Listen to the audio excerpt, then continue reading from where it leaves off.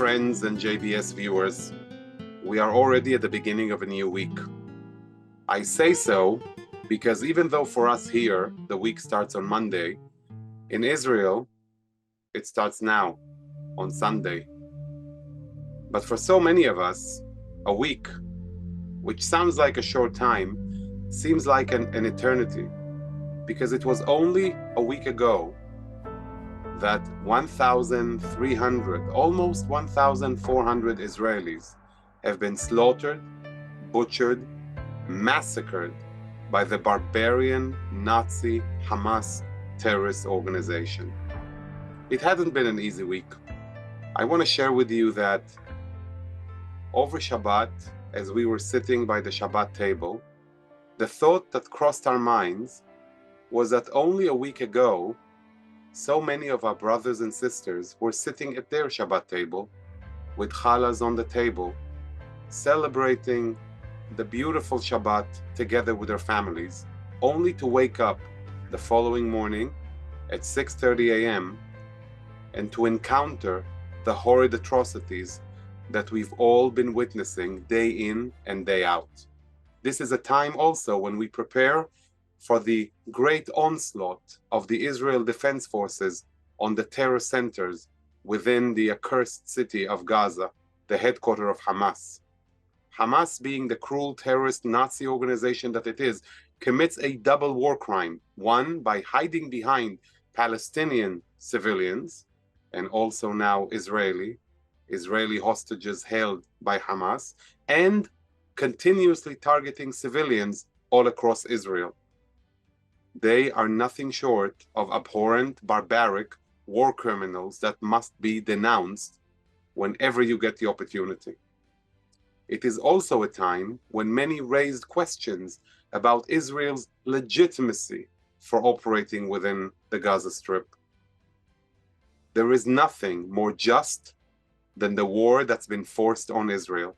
No nation on earth should ever live with a situation like this, when horrid barbarians are waiting at the border to come, attack, maim, rape, slaughter, and above all, kidnap the elderly and Holocaust survivors, infants, toddlers, children, mothers, into the Gaza Strip. These are inhumane catastrophes, truly reminiscent of the Holocaust. Only the Nazis at least tried to hide their atrocities. These guys, not so much. So stand with us, stand together, stand strong as we mobilize for action, as we change public opinion, as we fight Israel's detractors who are now daring to say on the media and elsewhere that we are lying, that all that we say is not true, when the evidence is laying right in front of them. So you, our loyal viewers, be the banners of truth, just like we are here at JBS. Throughout the week and in the weeks that will follow, we have done so much to share with you the truth, to share daily news and information, to bring you expert analysis from speakers in Israel and beyond, to give you comfort through a constant connection for all of us as one big Jewish people. But the truth is, we need your support. We need it now, and we can't do it without you, our loyal viewers, to bring you more of this critical coverage, to give you all that you could see, hear, and feel when it comes to Israel. Help us to shine Israel's light all across the world, now more than ever before. This is the time to reach out. This is the time to support, because Israel needs all of the support that it could get. You know the struggle Israel has on international media. Now we stand together here at JBS to get the job done, together with you, our viewers. And now it gives me great joy to share with you the words from the wonderful Zina Rakhamilova, who reports for JBS all the way from Israel. And I say joy because the sights, in spite of all of the difficulties, are incredible. The unity, the spirit. Pay attention, share, be together. Let's go to Zina. Thank you, Shahar. Hi everybody, my name is Zina and I'm reporting to you from Netanya for a JBS exclusive on the terrible, terrible situation happening here in Israel. Today I believe we are in day 6 of when Hamas began their terror onslaught in the south, although frankly speaking, the days here just seem to jumble together. We don't even know what day of the week it is because every day here has felt like hell.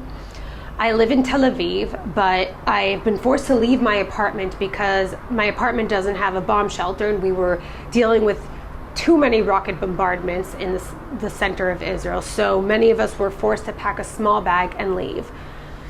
There are no words to describe the pain that Israel's going through right now. In my life, we all woke up at 6 a.m. on Saturday morning, our Shabbat, to the sound of rocket sirens. And in my line of work as a journalist, it's usually something I can predict. So most of us were completely surprised to see what was going on. And then it turns out that 2,000 rockets were nothing more but a distraction orchestrated by Hamas for something much worse than we could have ever predicted. I don't even know how to describe the hell it was to hear the siren, run to the staircase, come back, and many people who know me know I don't usually use my phone on Shabbat, but I was getting call after call, message after message. I knew something was wrong. I picked up my phone and I see messages of people begging me to answer. We have never seen anything like this here. Every day feels like we're in a horror movie.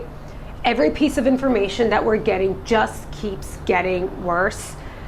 Any sound, any boom just makes us panic. People here are trying to keep themselves busy by raising money, helping soldiers, visiting victims. In fact, there have been complaints of that there's been a surplus of volunteers that they can't handle, which is classic Israel. But I don't know what can really fully distract us from what we're going through right now. I was in the Tel Aviv Expo, which is a venue that's usually meant for large concert halls and parties and big, events that are happening. And now it's a humanitarian hub. At some point, we were all told to run into the parking garage, and there was all of this commotion because they had thought that some of the terrorists that are still roaming our country had come to commit another attack in the hub. It turns out Hamas had sent a large barrage of rockets, and so we were all forced to run into the parking garage 4 times. The images from the south are unbearable at this point, and I can't even bring myself to repeat everything that I'm sure we've already seen. All of us feel sick.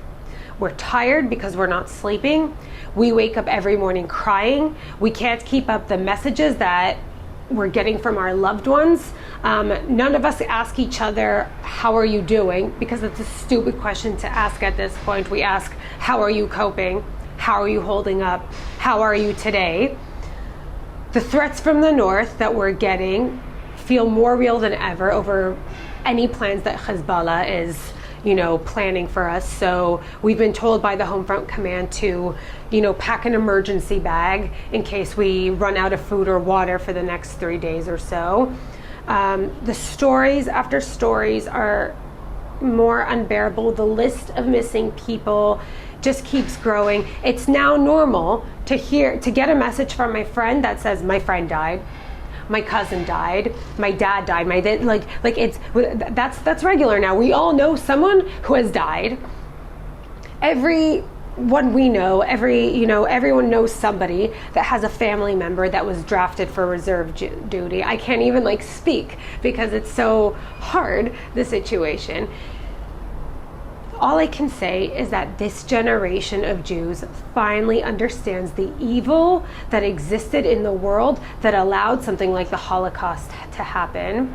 And then seeing my friends and family and community from abroad having to deal with people justifying and whitewashing the crimes that have happened here is also sickening. And now the former leaders of Hamas are calling for a global jihad day this coming Friday. So we're all waiting for more attacks, for messages from our loved ones from abroad that might be attacked in Jewish communities. For anyone who is watching this and has never been involved in the Middle East and has nothing to say here and feels, weird about saying something, all I can tell you is that I'm a journalist. I have written publicly to condemn my government, to condemn some of the actions of certain members of the Israeli community. I have stood up for Palestinian rights, and I have advocated my entire career, I've dedicated my entire career to promoting peace. But not wanting to engage in politics is different than standing up for humanity. This goes way beyond the regular conflict. It is evil in its purest form, and it's exactly what the Nazis wanted to accomplish. Hamas is a terrorist organization, point blank. To all of my fellow Jews all over the world, I'm so sorry this happened to our country and to our people. Most of you have someone that you know and love here in Israel and that you're definitely worried about. And I know watching from outside is hell. After this is all over, we will never be the same, but we will be a stronger nation. And I wish for all of us to be safe and for all of this to be over soon. Thank you.